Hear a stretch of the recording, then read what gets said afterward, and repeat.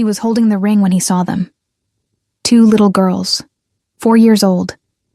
His ex-wife's hands on their shoulders, and their eyes, his eyes, staring back at him across a crowded street. She left 5 years ago, disappeared the night she found out what he really was. He became the most feared man in the city, built an empire on silence and blood, buried his past, moved on. He was going to propose to someone new, tonight. But now, those children, his children. The ring in his pocket feels like a lie. His phone is ringing. His fiancée is waiting. But his heart just remembered how to break. And the most dangerous man in America is about to discover some wars can't be won with power. The rain didn't fall in New York. It accused. Min-jun stood outside Tiffany & Co. on 5th Avenue, the small blue box heavy in his coat pocket, heavier than the gun he carried at his ribs. Inside that box was a 3-carat diamond ring. Flawless, brilliant cut. Exactly what a man like him was supposed to give a woman like Sophia. Sophia. Beautiful. Elegant. The daughter of a Wall Street executive who asked no questions about where Min-jun's money came from. She smiled at charity galas. She wore his gifts.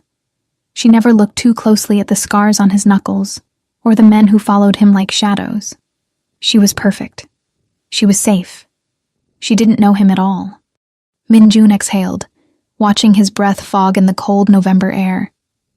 32 years old, king of the underground, commander of the most powerful Korean syndicate on the East Coast. He'd built an empire from nothing. Money laundering, protection, control of the docks, silent partnerships with half the city's elite. No one touched his territory. No one said his name without respect or fear. And tonight, he was going to propose. The thought felt like swallowing glass. His phone buzzed. "Sophia, I'm at the restaurant, baby. Don't be late." He didn't reply. Instead, he started walking. The plan was simple. Dinner at Le Bernardin. Champagne. The ring. A future that looked clean and uncomplicated.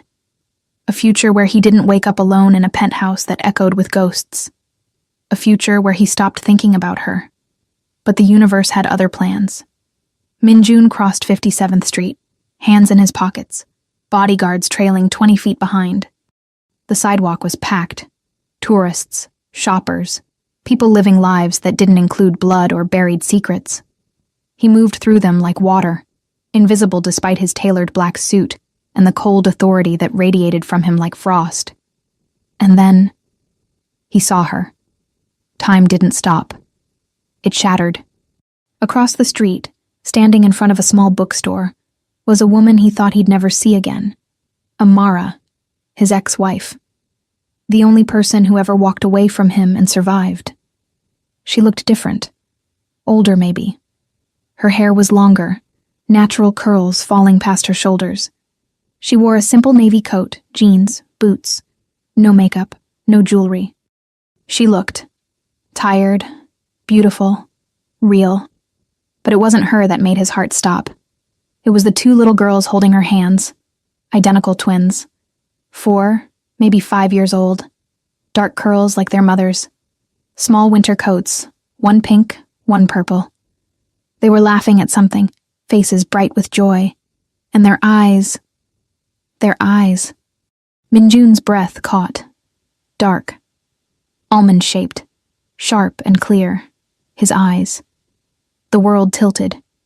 He stood frozen in the middle of the crosswalk as people pushed past him, horns blaring, the city screaming around him. But all he could see were those 2 little girls. Those eyes. That impossibility made flesh. Amara looked up. Their gazes met across the street. And for one single heartbeat, the most dangerous man in New York felt like a boy who'd lost everything. Her face went pale. Shock. Fear. Something else he couldn't name. Then she grabbed the girl's hands tighter and turned away. "Wait." Min-jun started moving, but a delivery truck cut between them, blocking his view. When it passed, they were gone. Vanished into the crowd like ghosts.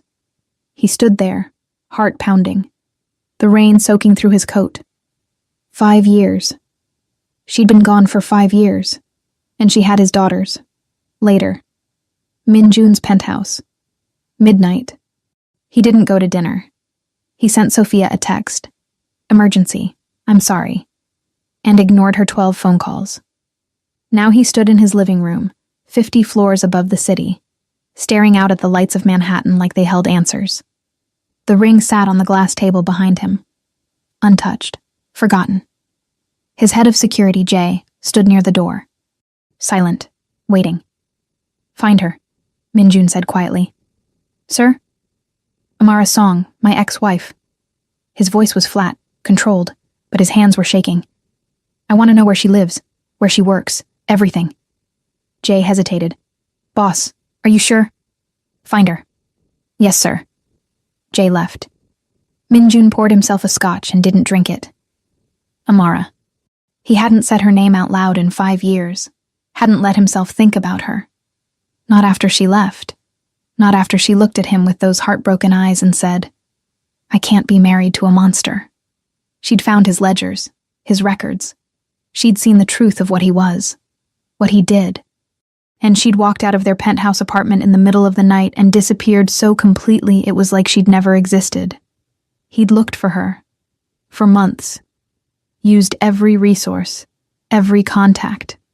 Nothing. She was a ghost. And eventually, he stopped searching. He told himself he'd moved on, built his empire higher, made more money, earned more fear, started dating Sophia because she was easy and elegant and didn't ask questions. But now, those girls, 4 years old. The math was simple, brutal. If they were his, she'd been pregnant when she left. Pregnant. And she never told him. Min-jun's hand tightened around the glass. Rage simmered beneath his skin. Hurt. Confusion.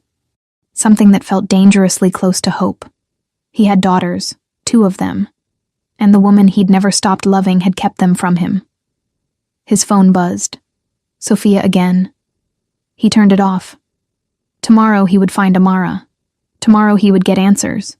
Tonight he stood in the dark and let himself remember what it felt like to break. Amara didn't sleep. She sat on the edge of her bed in the small apartment in Brooklyn, hands trembling, staring at the wall like it might offer salvation. The twins were asleep in the next room. Mia and Zara, her whole world, curled up together under a quilt her mother had made. He saw them. The thought was a knife. Min-jun, standing across the street, looking at her daughters with those sharp, lethal eyes that had once looked at her like she was the only thing that mattered.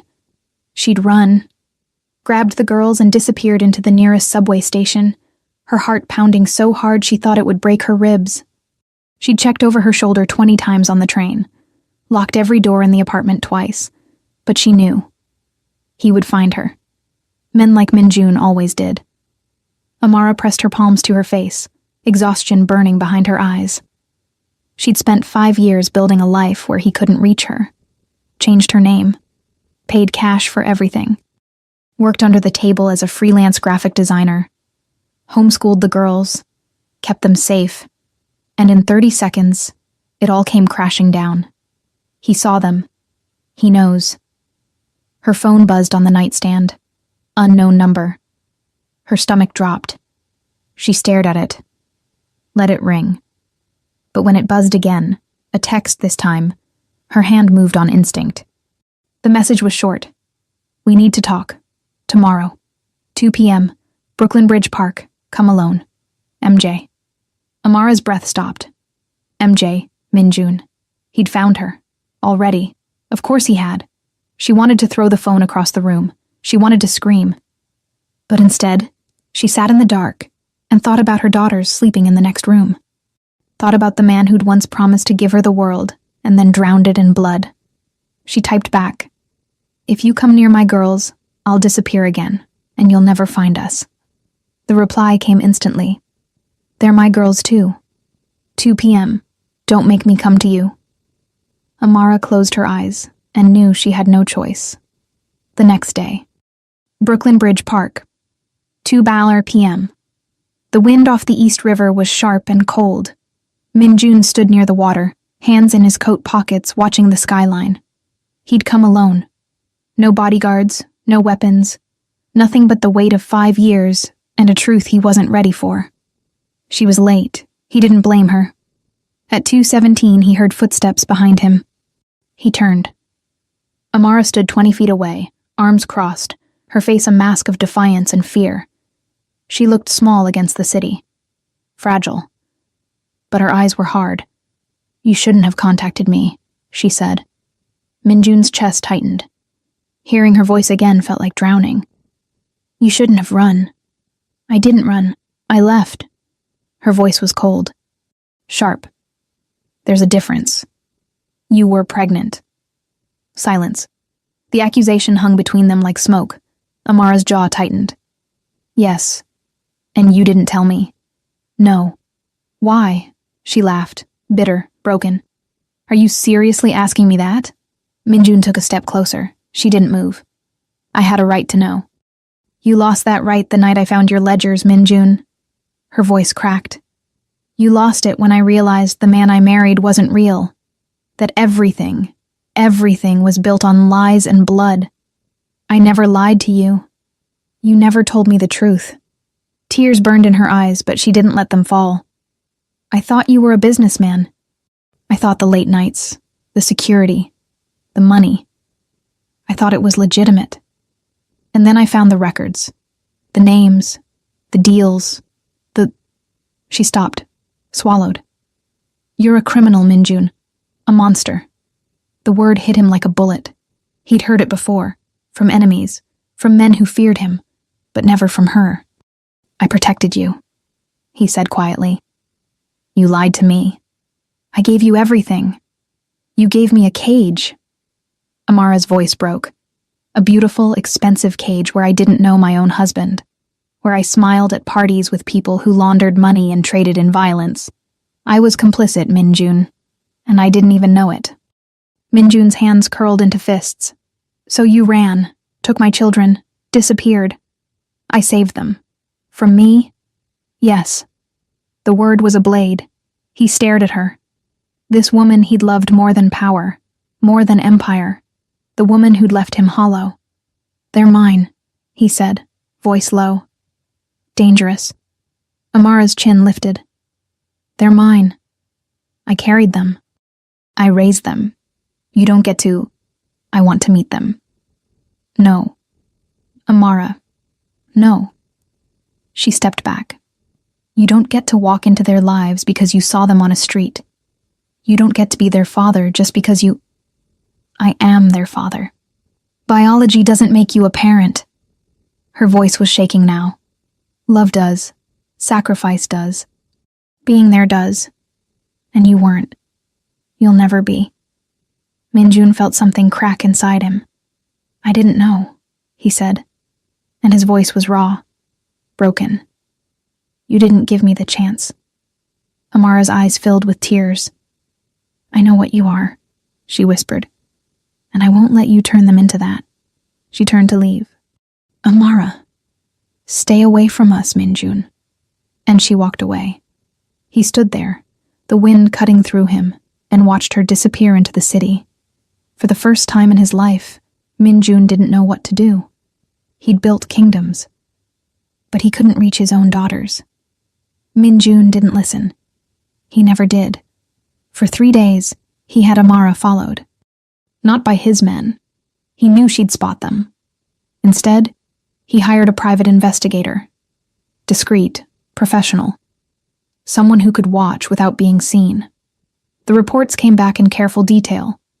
Amara lived in a modest 2-bedroom apartment in Sunset Park. She worked from home as a freelance designer. The twins, Mia and Zara, didn't go to school. Amara homeschooled them. They went to the park twice a week, the library on Thursdays, a small community center for art classes on Saturdays. They had routines, safe, small routines, and Minjun watched from a distance, hungry for details. Mia liked to draw. Zara loved books. They both had his sharp eyes and Amara's soft laugh. They held hands when they crossed the street. They called their mother Mama, in voices that sounded like music. and they had no idea he existed. The knowledge was unbearable. On the fourth day, Minjun made a decision. He drove to Sunset Park himself. No guards, no plan, just a desperate need to be close to them. He parked across from the small playground near Amara's building and waited. At 3:47 p.m., they appeared. Amara, holding both girls' hands, walking toward the swings. She looked tired, beautiful, wary. She scanned the street like she was looking for threats, looking for him. Minjun stayed in the car. He watched Mia climb onto a swing. Watched Zara try to follow and stumble. Watched Amara catch her, laughing, lifting her up. The sound carried across the park, pure joy, unguarded. And something inside him shattered.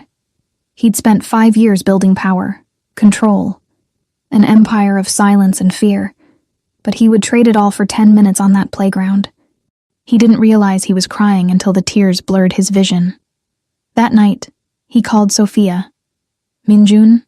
Her voice was careful, hurt. You've been ignoring me for days. I know. He stood at his penthouse window. The city sprawled below him like a kingdom he no longer wanted. I'm sorry. What's going on? Silence. Minjun, I can't marry you. The words fell like stones. Sophia's breath hitched. What? I'm sorry, Sophia. You deserve better than this. Better than me. Is there someone else? Yes. It's complicated. That's not an answer. I'm ending this. I'm sorry. He hung up, threw the phone across the room, and stood there, alone, the ring still sitting on the table where he'd left it days ago. He'd chosen, and it hadn't even been a choice. 1 week later, Amara knew he was watching. She felt it every time she left the apartment, every time she took the girls to the park. She didn't see him. Minjun was too smart for that, but she felt him, like a shadow, like gravity. It terrified her, and it broke her heart, because she knew what it meant. He wasn't going to let go. On a cold Friday afternoon, her phone buzzed. Another unknown number. Another text. I won't approach them. I won't interfere. But please let me see them, even from a distance. I just need to know they're real. Amara stared at the message, hands shaking. She should say no. She should block the number. Move again. Disappear. But the words on the screen were so raw, so broken, and against every instinct, every fear, every wall she'd built. She typed back, tomorrow, 4 p.m., Sunset Park Playground. You stay in your car. You don't approach. You don't speak to them. If you break this, I disappear forever. His reply was instant. Thank you. Amara closed her eyes and prayed she wasn't making the worst mistake of her life. The next day, Sunset Park, 4:00 p.m. Minjun sat in his car, heart pounding, hands gripping the steering wheel like it was the only thing keeping him tethered to earth. She'd said yes. He could see them. At 4:03, Amara appeared with the twins. Mia wore the pink coat. Zara wore purple. They ran ahead to the swings, laughing, while Amara followed slowly, her eyes scanning the street. She found his car. Their gazes met. She didn't smile, didn't wave, just gave him a small warning nod. Stay there. Minjun nodded back. And watched. For 30 minutes, he sat in that car and watched his daughters play. Watched them chase each other. Watched them fall and get back up. Watched them exist in a world he wasn't part of. And it was the most painful, beautiful thing he'd ever experienced. When Amara finally gathered the girls to leave, Mia looked toward his car. Their eyes met. She smiled, bright, innocent, unaware, and waved. Minjun's breath stopped. He lifted his hand, waved back. Mia giggled and ran to her mother. Amara took their hands and walked away. And Minjun sat there, tears streaming down his face, knowing he'd just fallen in love with 2 little girls who didn't even know his name. Before we start, a quick note. Channel members get access to exclusive videos, content that doesn't always go public, and early access to new uploads up to 1 month before they're released. just click join here on YouTube. And for those who would like to support the channel RK Unsaid, your contribution helps the team continue investing in better tools and higher quality production. Now, let's get into the video. The arrangement became a ritual. Every Saturday at 4 p.m., Min-jun would park across from Sunset Park and watch his daughters play. He never approached, never spoke, never broke the invisible line Amara had drawn. But he was there, a silent presence in a black sedan, hungrier for those stolen moments than he'd ever been for power. Amara pretended not to notice, but he saw the way her shoulders tensed when she spotted his car, saw the way she kept the girls closer. She hated this, hated him, but she allowed it. And that small mercy felt like redemption. For 3 weeks, nothing changed. Until the day everything did. It started with a phone call. Min-jun was in a meeting with his lieutenants, 6 men who controlled different sectors of his empire, when Jae entered the room, face tight with urgency. "Boss, we have a problem." Min-jun's eyes narrowed. "What kind of problem?" "The Volkov Bratva. They're pushing into Red Hook. Hit 2 of our distribution points last night. Send a message." Silence filled the room like ice. The Volkov family. Russian mob, brutal, reckless. They'd been testing his borders for months, and Min-jun had shown restraint, strategic warnings, calculated pressure. But this was different. This was a declaration of war. "What's the message?" Min-jun asked, voice dangerously calm. Jae hesitated. "They want a meeting. Tomorrow night. Neutral ground. They said if you don't show, they'll burn Red Hook to the ground." One of his men slammed a fist on the table. "It's a trap, boss. We hit them first." "No." Min-jun's voice cut through the room like a blade. "No retaliation. Not yet." "But..." I said no. He stood, authority radiating from him like frost. "Set up the meeting. I'll handle it." Jae nodded. "Yes, sir." The men filed out, uneasy but obedient. Min-jun stayed behind, staring at the city through the window. War was coming, and for the first time in his life, he had something to lose. That night, he sat in his car outside Amara's building. He shouldn't be here. It was Tuesday, not their arranged day, but the weight of what was coming pressed on him like gravity, and he needed to see them, needed to know they were safe. At 7:32 p.m., the lights in Amara's apartment went on. He could see shadows moving behind the curtains. Amara. The girls. A normal evening. Dinner. Bath time. Stories. A life he wasn't part of. His phone buzzed. A text from an unknown number. "Watching someone, Mr. Choi? Careful. Obsession makes men sloppy." Min-jun's blood turned to ice. He scanned the street, empty, dark. But he felt eyes on him. Felt the threat like a knife at his throat. Another text. "Beautiful family. It would be a shame if something happened to them." His heart stopped. No. He dialed Jae. "I need a full security detail on Sunset Park. Now. 24-hour surveillance. No one gets near that building." "Boss, what's going on?" "Just do it." He hung up, stared at Amara's window, and realized the worst thing he'd ever done wasn't the blood on his hands. It was bringing danger to the only people who mattered. The next morning, Amara was making breakfast when someone knocked on her door. She froze. No one knocked on her door. No one even knew where she lived except Min-jun. She checked the peephole. A woman stood in the hallway. Mid-30s, professional suit, calm expression. Amara opened the door a crack, chain lock still in place. "Can I help you?" The woman smiled. "Ms. Song? My name is Agent Sarah Chen. I'm with the FBI. May I come in?" Amara's stomach dropped. What is this about?" "It's about Min-jun Choi, your ex-husband." The world tilted. "I don't know what you're talking about." "Ms. Song, we know about your relationship with Mr. Choi. We know about your daughters." Agent Chen's voice was gentle but firm. "And we know he's been watching you. We need to talk. It's urgent." Amara's hands shook. She looked back at the girls, playing with blocks in the living room, oblivious. "Give me a minute," she whispered. She called her neighbor, Mrs. Park, a kind elderly woman who sometimes watched the twins, and asked her to come over. When Mrs. Park arrived, Amara stepped into the hallway with Agent Chen, heart pounding. "What do you want?" Amara asked, voice tight. "We've been investigating Minjun Choi for 3 years," Chen said quietly. "Money laundering, racketeering, organized crime. We're close to building a case, but we need evidence. And we think you might be able to help us." Amara's chest tightened. "I haven't seen him in 5 years.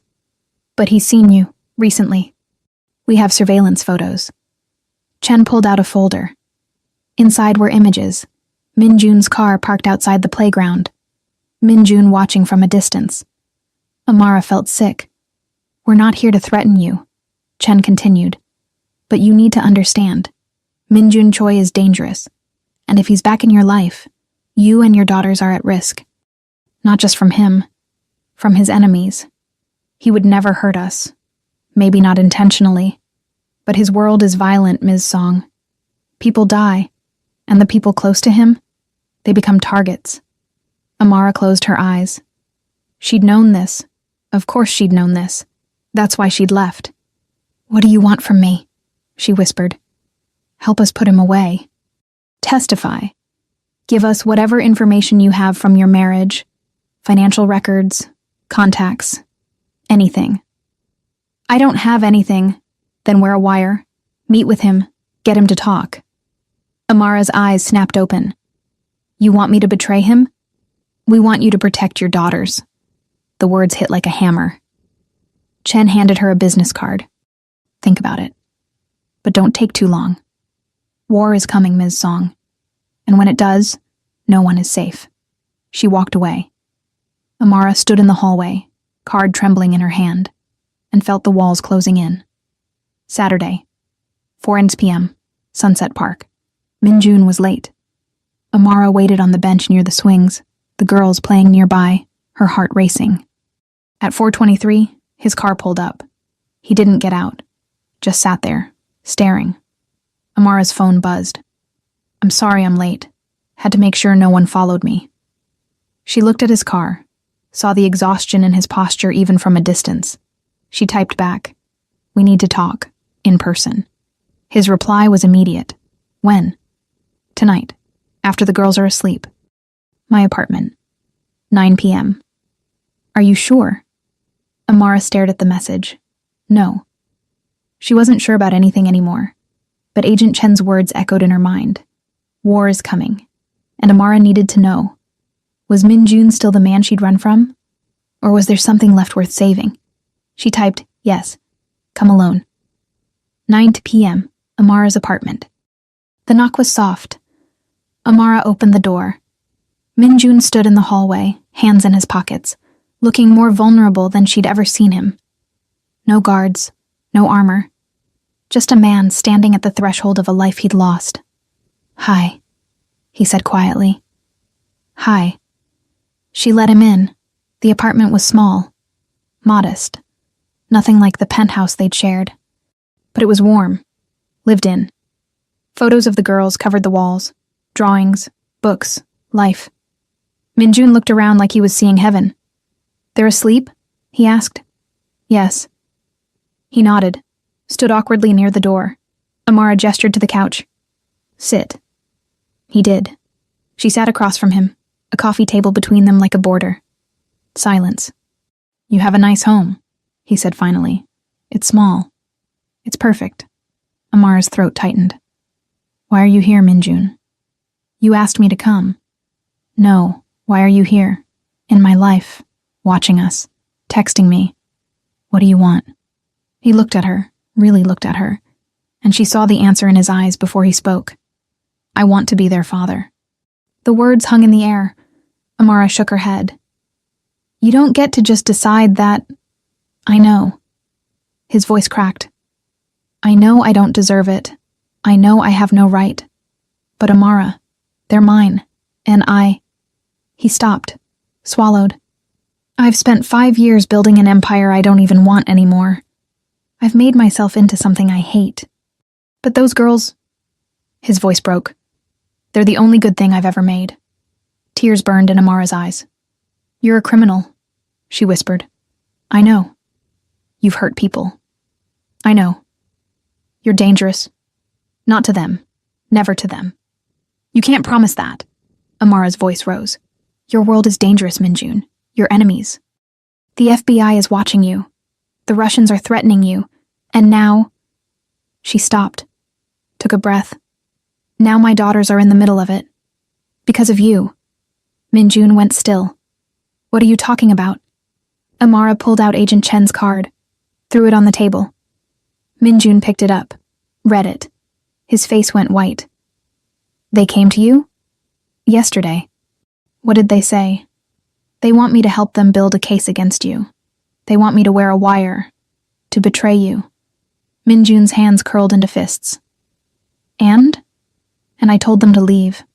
He looked up, shock in his eyes. I told them I don't have anything. That I haven't seen you in years. That they're wasting their time. Amara's voice shook. I lied for you, Minjun. Even after everything. Even though I should help them. I lied. Why? Because you're their father. Tears spilled down her cheeks. And I don't know what to do. I don't know if I'm protecting them or destroying them. I don't know if letting you into their lives is the worst mistake I'll ever make. But I look at you and She broke. I see the man I loved. And I hate that I still do. Minjun stood. Crossed the space between them. Knelt in front of her. I'll leave, he said, voice raw. I'll walk away. I'll disappear. If that's what's safest for them, for you, I'll do it. I'll give up everything. Amara stared at him, tears streaming. Do you mean that? Yes. You'd give up your empire, your power, everything you've built? Minjun looked at her with eyes full of pain and truth. I'd give up the world for them. And Amara believed him. She reached out, touched his face. Then prove it. Minjun didn't go home that night. He stayed. Amara made tea. They sat in the small kitchen, the city humming beyond the windows, and for the first time in 5 years they talked. Not about the past. Not yet. About the girls. Mia loves art, Amara said softly, hands wrapped around her mug. She draws constantly. Imaginary worlds, castles, dragons. She has this imagination. Minjun smiled. Like you. Amara's breath caught. You remember. I remember everything. Silence. Fragile. Aching. And Zara? He asked. Zara is fierce, protective. She's the one who checks under the bed for monsters, who makes sure Mia eats her vegetables. She's 4 years old and already trying to save the world. Like you, Minjun said again. Amara's eyes filled. They're so good, Minjun. So pure. And I'm terrified every day that the world is going to break them. It won't. You don't know that. I won't let it. His voice was steel. Promise. Whatever it takes, I'll keep them safe. Amara looked at him. This man who'd built kingdoms on violence, who'd made himself into something brutal and untouchable, and saw the truth in his eyes. He meant it. The FBI won't stop, she said quietly. And your enemies. Agent Chen said war is coming. It is. What are you going to do? Minjun was silent for a long moment. Then he said the words that would change everything. I'm going to end it. The next morning, Minjun's headquarters. His lieutenants gathered in the war room, a private office in a legitimate import-export business that served as the nerve center of his empire. Maps on the walls, ledgers, burner phones. Jay stood at Minjun's side, wary. The Volkov meeting is tonight, Jay said. We have 20 men ready. Full tactical. Cancel it. Everyone froze. Boss? Cancel the meeting. Call Dmitry Volkov directly. Tell him I'm offering a deal. A deal? One of the lieutenants, Marcus, a hard man with scarred knuckles, stepped forward. They hit our territory. Threatened us. And you want to make a deal? Yes. That's weakness. That's strategy. Minjun's voice was cold, absolute. War costs money, lives, Attention, the feds are circling. Every move we make right now is watched. So we don't fight. We negotiate. And if they refuse, they won't. Dimitri's smart. He knows a long war bleeds both sides. I'll offer him Red Hook, joint territory, 60-40 split. He gets face. We get peace. Marcus's jaw tightened. You're giving up territory for nothing? I'm giving up territory for time. Time for what? Min-jun looked at each of them, men who'd followed him for years, who'd built this empire at his side. I'm getting out. The room erupted. You can't be serious. Boss, this is insane. Enough. Min-jun's voice cut through the chaos. I've made my decision. I'm negotiating peace with the Volkovs. I'm closing the riskier operations, liquidating assets, and in 6 months, I'm stepping back. Stepping back to what? A legitimate life. Silence. Shocked. Disbelieving. Jay spoke carefully. Boss, what brought this on? Min-jun didn't answer directly. Instead, he pulled out his phone. Showed them a photo. One he'd taken from his car. Mia and Zara on the swings, laughing, faces bright with joy. I have daughters, he said quietly, and they deserve a father who doesn't live in the shadows. No one spoke. You can stay or go, Min-jun continued. I'll make sure everyone is taken care of. But I'm done building an empire on blood. I'm done being a monster. Marcus shook his head. You think you can just walk away? That the feds will let you? That your enemies will? I'll make them. How? Min-jun's eyes were hard, determined. By giving them everything they want. That night, FBI field office. Agent Sarah Chen sat in her office reviewing case files when her phone rang. Unknown number. She answered. Chen. Agent Chen. My name is Min-jun Choi. She sat up straight. Mr. Choi, this is unexpected. I have a deal for you. I'm listening. I'll give you everything. Names, contacts, financial records, offshore accounts. Every piece of evidence you need to dismantle my operation and prosecute the people who've been enabling it. Politicians, bankers, everyone. Chen's heart raced. In exchange for immunity, witness protection for my family, and a clean slate. Your family? My ex-wife and daughters. They get new identities, safety, a life away from all of this. And I walk away. No charges, no jail time. You're asking for a lot. I'm offering a lot. You've been chasing me for 3 years with nothing. I'm handing you the entire operation. Take it or leave it. Chen leaned back. This was huge, unprecedented. I'll need to bring this to my superiors. You have 24 hours. That's not enough time. Then make it enough. Clock's ticking, Agent. He hung up. Chen stared at her phone, pulse pounding. This was it. The break they'd been waiting for. And Min-jun Choi, the most untouchable criminal in New York, was offering to burn his own empire to the ground. For his family. Saturday, 4 p.m., Sunset Park. Amara sat on the bench, watching the girls play, her mind a hurricane. Min-jun's car wasn't there. He'd texted her that morning. I'm fixing this. Trust me. I'll be there tomorrow. I promise. And then nothing. She didn't know what he was doing. Didn't know if she should believe him. But she wanted to. God, she wanted to. Her phone buzzed. Agent Chen.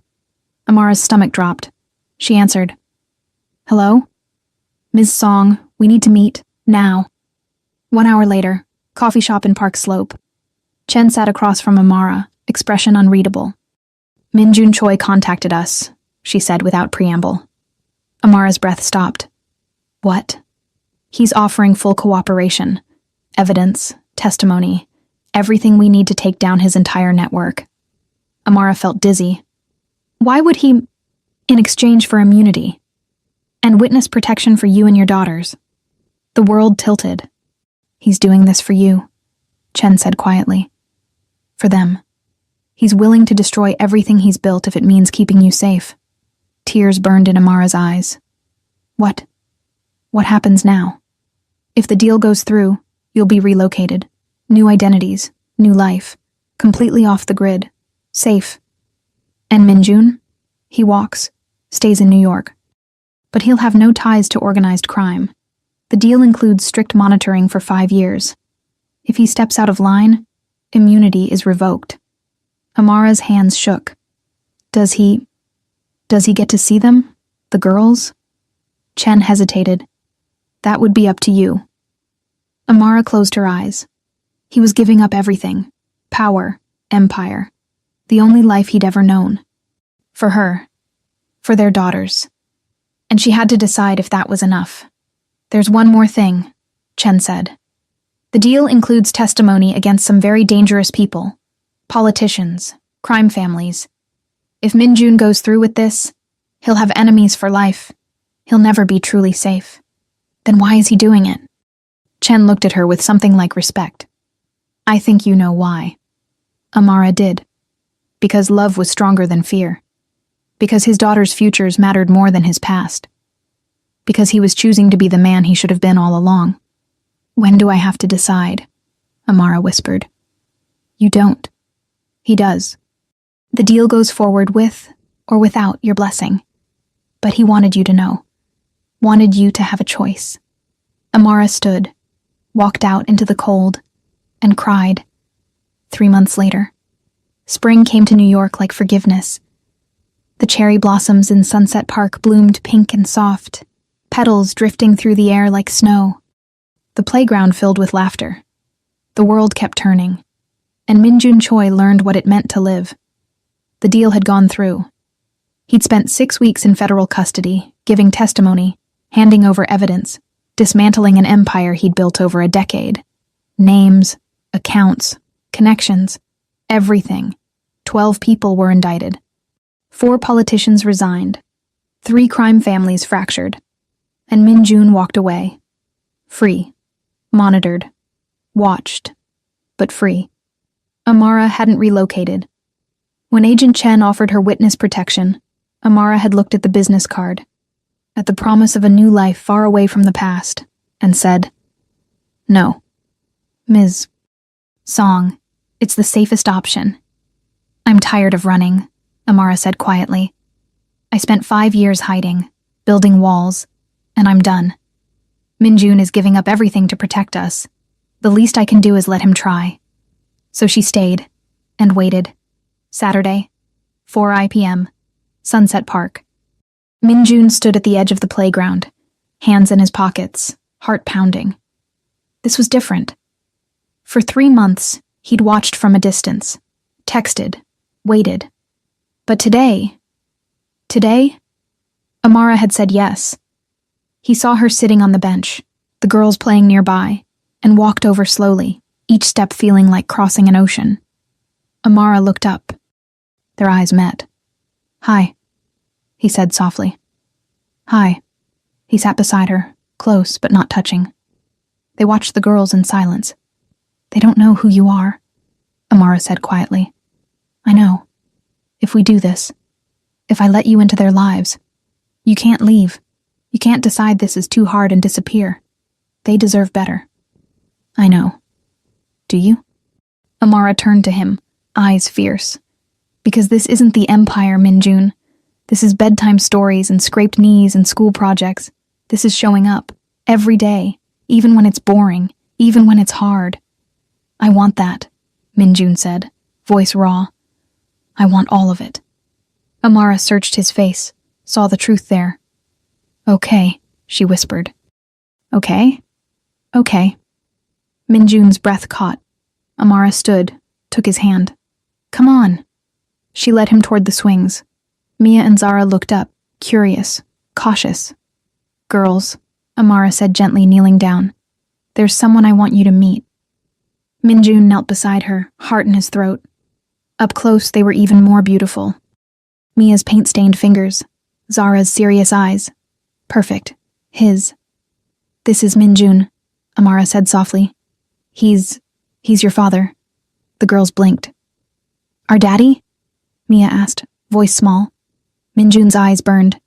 Yes, if that's okay. Zara tilted her head, studying him with an intensity that made his chest ache. Where were you? she asked. Simple question. Devastating. Minjun swallowed. I was. Lost. But I found my way back. Are you staying? Yes, if you'll let me. Mia looked at Amara. Mama? Amara nodded, tears in her eyes. Yes, baby, he's staying. Mia smiled, bright, gap-toothed, trusting. And then she did something that shattered Minjun completely. She walked over. Put her small hand in his. Okay, she said simply. Zara followed, took his other hand, and Minjun, the man who'd commanded an empire, who'd never let himself break, started crying. Amara wrapped her arms around all of them, and for the first time in 5 years, they were a family. 6 months later, Minjun stood in the small kitchen of Amara's apartment, their apartment now, making pancakes while the girls argued over which cartoon to watch. Frozen! No, Moana! Girls, compromise, Amara called from the bathroom, laughing. Minjun smiled. This was his life now. No empire, no power, no guards or guns or midnight calls. Just this. Pancakes and cartoons and the sound of his daughter's laughter. He worked as a consultant now. Legitimate business strategy for small companies. It was honest work, boring sometimes, but clean. The feds still monitored him, checked in every month, made sure he stayed straight. He didn't mind, because every night he came home to this. Mia ran into the kitchen. Daddy, can you make the pancakes into Mickey Mouse? I can try. She beamed and ran back to the couch. Daddy. He'd never get tired of hearing that. Amara emerged from the bathroom, hair damp, wearing one of his old sweatshirts. She looked at him, smiled. You're getting good at this, she said. Took a while. She crossed to him, wrapped her arms around his waist. I'm proud of you, she whispered. Minjun turned, kissed her forehead. I should have chosen this years ago. You chose it now. That's what matters. They stood there, holding each other, while the girls giggled in the next room. Do you miss it? Amara asked quietly. The power. The control. Minjun looked at her, at the life they'd built from ashes. No, he said honestly. I traded an empire for a family. And I'd do it again. Every time. Amara's eyes filled. I love you. I love you too. She kissed him, soft, deep, full of promise. And when they pulled apart, Mia was standing in the doorway grinning. Ew, they're kissing! Zara appeared beside her. Gross! Minjun laughed. Come here, you two. He scooped them both up, one in each arm, and they shrieked with delight. Amara watched, heart full, tears streaming. This was healing. This was redemption. This was love. 1 year later, they moved to a small house in Queens, 3 bedrooms. A backyard. Space for the girls to run and play and grow. Minjun taught Mia how to draw buildings, showed her how lines and perspective worked, how imagination became reality on paper. He taught Zara how to be brave and gentle, how strength didn't mean hardness, how protecting people meant listening to them first. He learned their favorite foods, their fears, their dreams. He showed up to every art class, every library trip, every moment, and slowly, day by day, pancake by pancake, he became the father they deserved. Amara watched him transform. The sharp edges softened. The nightmares faded. The man who'd once ruled through fear learned to lead with love. They remarried on a quiet afternoon in the backyard, just the 4 of them and a justice of the peace. Mia and Zara wore matching flower crowns. Minjun cried through his vows. Amara held his hands and promised, again, to choose him. Every day. And when he slipped the ring on her finger, the weight of it felt like home. Present day. Minjun sat on the back porch, watching the girls play in the yard. They were 7 now. Bright, beautiful, safe. Amara sat beside him, head on his shoulder. Happy? She asked. More than I deserve. You deserve this. You earned this. He kissed the top of her head. The sun was setting, gold and pink and soft. Inside the house, dinner was cooking. Homework waited. Bedtime stories would follow. Tomorrow he'd take the girls to school, go to work, come home, make dinner. It was ordinary, simple, perfect. He'd given up an empire and found a kingdom. "Thank you," he whispered. "For what?" "For letting me come home." Amara smiled. "You were always home, Min-jun. You just had to find your way back." They sat there, watching their daughters play, and knew this was the life they were always meant to build. Together. The end. Safety and monetization. Check. Chapter 06. YouTube safety score, 10 to 10 monetization. Risk, low final decision, safe to publish, no changes needed. Explanation. Chapter 06 delivers a deeply satisfying, emotionally uplifting conclusion. No violence, no explicit content. The narrative focuses on healing, family bonding, redemption, and the beauty of choosing love over power. Positive themes of transformation, fatherhood, and second chances make this fully monetizable and perfect for broad audiences. The ending provides strong emotional relief and hope, exactly what viewers need for a happy, complete resolution.